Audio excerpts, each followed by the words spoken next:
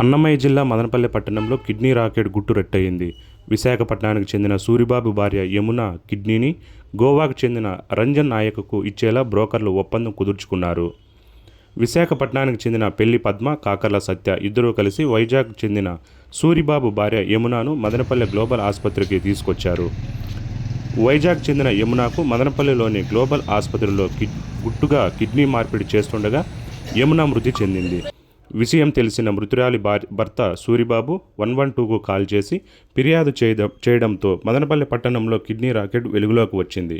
తిరుపతి పోలీసులు ప్రత్యేక బృందంతో మదనపల్లె చేరుకొని సిఐ రాజారెడ్డి ఆధ్వర్యంలో గ్లోబల్ ఆసుపత్రిలో విచారణ ప్రారంభించారు.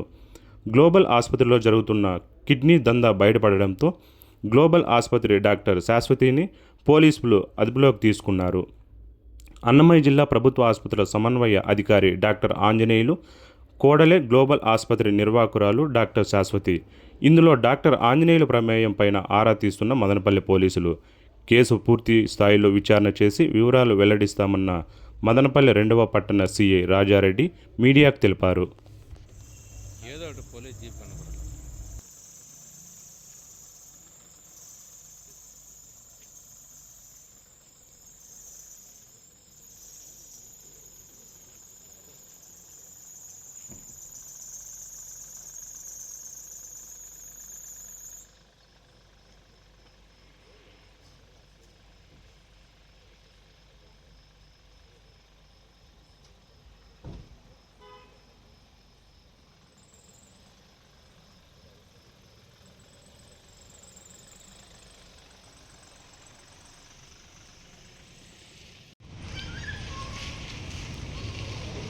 వేరే డాక్టర్లు వచ్చింటారా వేరే చేసింటారా?